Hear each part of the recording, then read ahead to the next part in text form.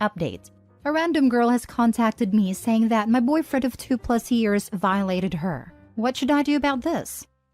Original post. I've been with my boyfriend for 2 years. We live together and own a dog together. We love each other very much and get along like gangbusters. We are very intimate, like about 3 to 4 times a week, and my boyfriend has never ever done anything that made me feel even the slightest bit uncomfortable.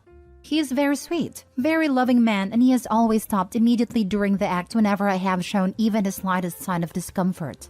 This past Friday, the two of us were out doing our own things as I went out to a bachelorette party. My boyfriend went to a party on campus at the university he attends.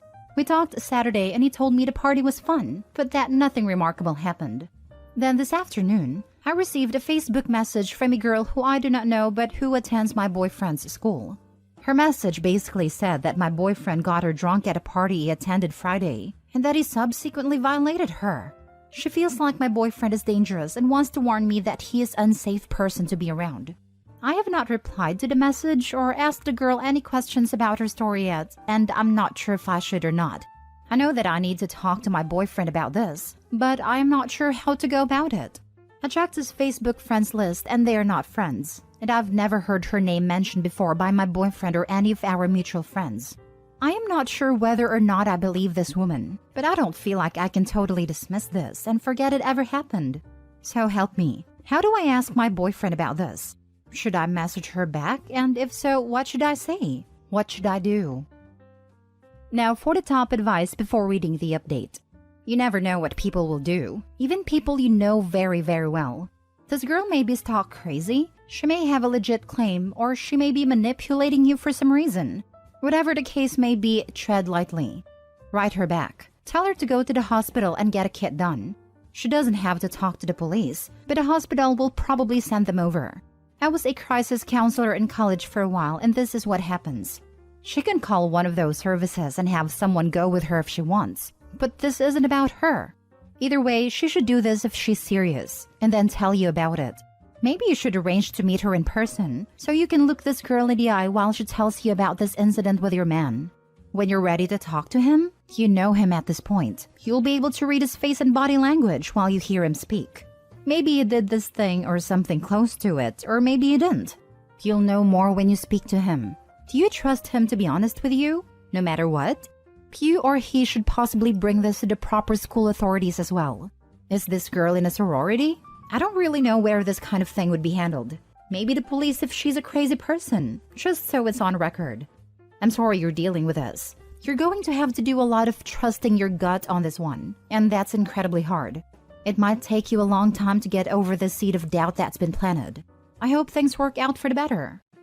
I'm on board with the idea of telling her to get a kit done as well.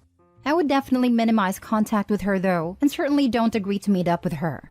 The best advice I would give otherwise is to seek advice from a professional on how to approach the situation. Collectively, Reddit may be very smart, but you need some pretty specific wisdom to handle the situation well, and are better off seeking it from someone with the proper training. Got her drunk at a party he attended Friday and that he subsequently violated her. Sadly, got her drunk and forced her usually translates as she got drunk, had consensual hookup, and then felt ashamed in the morning. Edit. I will post an update Thursday or Friday depending on when I have time. Thanks everyone. Now for the update. First of all, I want to thank everyone for their responses. I read every response and message and took all of it to heart. Here's what happened next. The morning after posting, I showed my boyfriend a message. He denied everything, but I could tell right away from his body language that something had happened between him and a girl. I asked him if he was okay with me talking with a girl in person or contacting the host of the party to ask about the girl's story.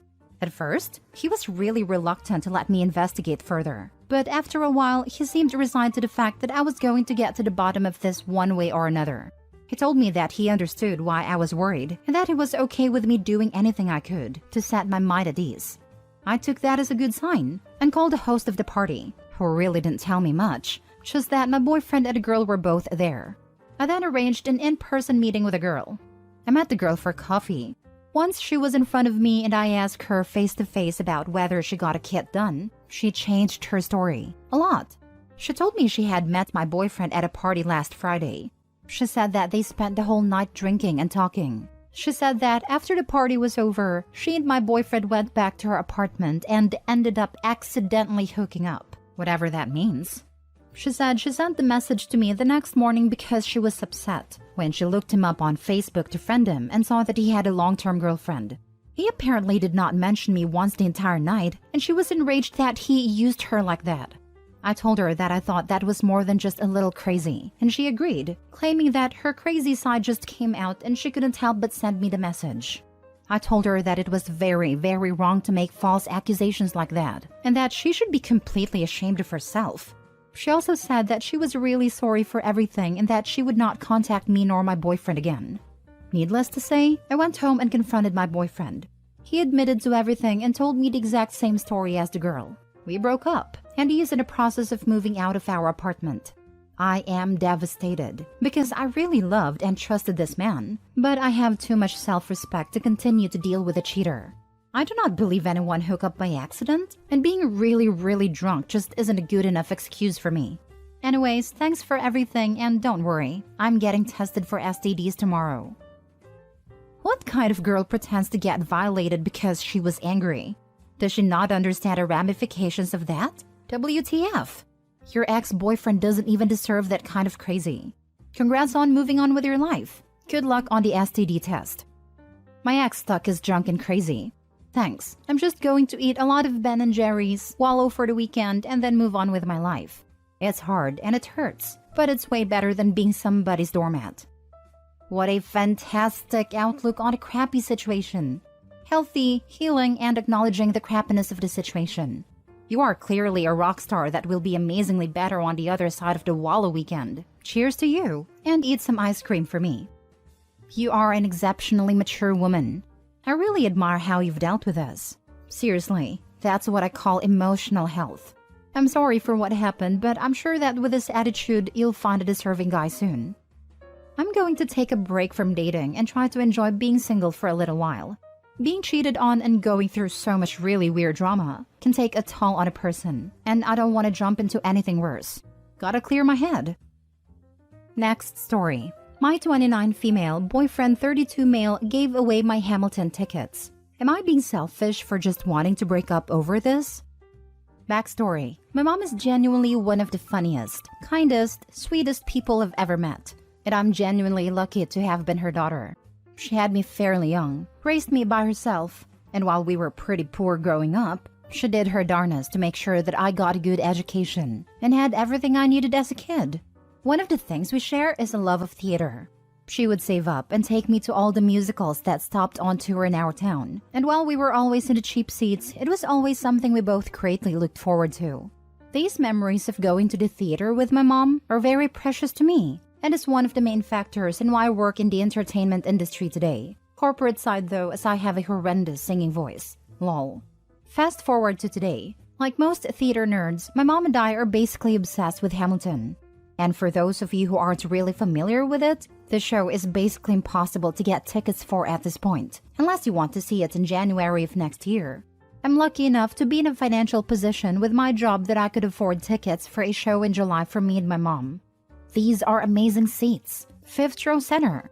And through some type of divine intervention, I managed to snag tickets for the night that creator/lead in Hamilton, Lin-Manuel Miranda's final performance. I surprised my mom with these tickets back in December for Christmas. I bought them in October, I think, and I'm making a whole week of it.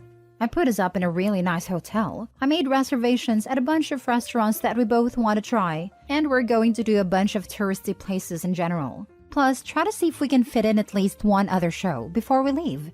We are both incredibly excited for this. My mom even has a little Hamilton countdown that she's doing on a mini chalkboard she uses as a planner. She sends me pictures every day when she changes it. It's cute. In January, I began dating this guy that I'll refer to as Josh. We were casual/not exclusive for a while, but became serious within the last 2 months. He also works in the corporate side of entertainment, but at a different agency than I do. He also has a higher position than me and makes a lot more money than I do. This becomes important. We met in an industry event and we hit it off instantly. I thought I could get really serious about this guy, and up to this point there have been no red flags that I've seen. Although, to be honest, right now, I'm sifting through all of my memories to see if there's something I missed. He also comes from a much wealthier family than I do. Josh has a younger sister that I'll call Jennifer, 17, that's kind of going through a big troubled teen phase. She cuts class, smokes, and is really disrespectful to her parents. I've only met her once, but as far as I know, she's not doing anything too bad. She's just kind of a sad kid and could really benefit from some therapy. I floated this by Josh, but he said his parents are kind of disdain of therapy in general. Josh says they can't reach out to her no matter what they do, and they've tried everything, except trying to get her to a counselor. But whatever. Actual problem time. Sunday night, I was at my place with Josh. We were drinking wine and cuddling while watching the Tonys Theater Awards show. My mom was texting me during the Hamilton performance and geeking out about how excited she was. I laughed and showed my mom's text to Josh because I thought it was so adorable. And he didn't say anything off, but he was acting kind of strange after. He asked me what date the show we were going to was. I told him, and then he went into the other room to take a phone call.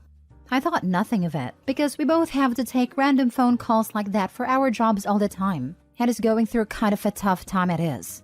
He was in an unusually good mood afterwards and said he had to go home early because he had to sign some forms at the office early tomorrow, before we met up to get brunch with his parents later that day.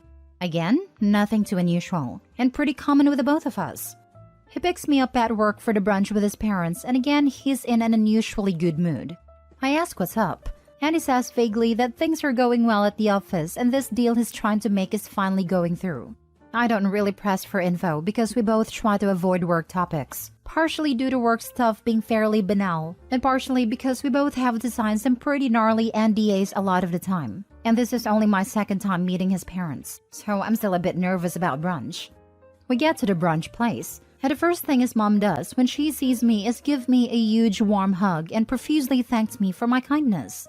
His dad also gives me a huge handshake and thanks me for helping out with Jen. I'm kind of WTFing because I have no clue what they're talking about. I ask what she means, and she says for giving her the Hamilton tickets.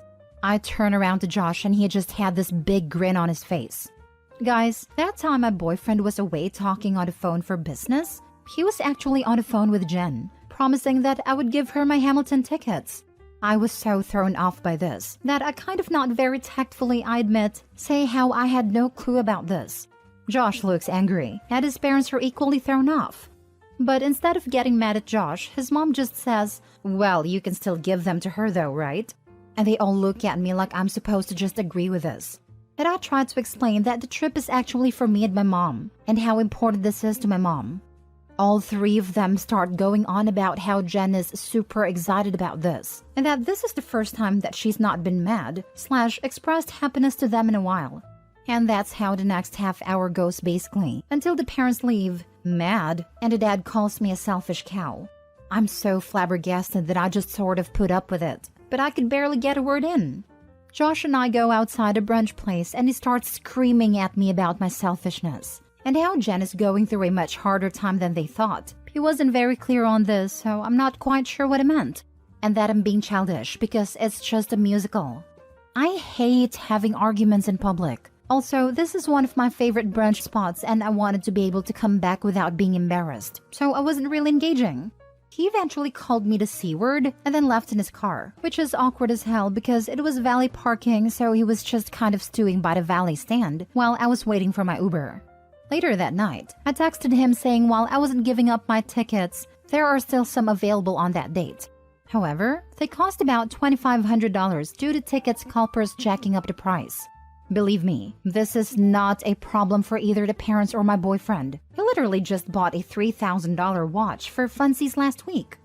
But the only response I got was that was an exorbitant fee, which I agree, but not the point he refuses to pay. And that he didn't understand why I couldn't just give the tickets to Jen. I also got texts from both his parents pleading with me to give the tickets. And also they forwarded an email to me that Jen sent to Josh and her parents, thanking them for the surprise. Apparently, she's also obsessed with Hamilton and this is making her year. Also, we live in LA. Do they also expect me to give up my plane ticket / hotel? What was their game plan here? Look, I completely understand wanting to help out with Jen, and I feel really bad that apparently her family's filled with weirdos. But this has been also baffling, and the entitled behavior they displayed is a massive turnoff. I'm not giving up these tickets, but I also kind of want to cut my losses here. The attitude Josh displayed towards me outside of the brunch place was very unpleasant to say the least. And he knows how disrespectful I find being called a C-word, so I'm of half a mind to just break up with him.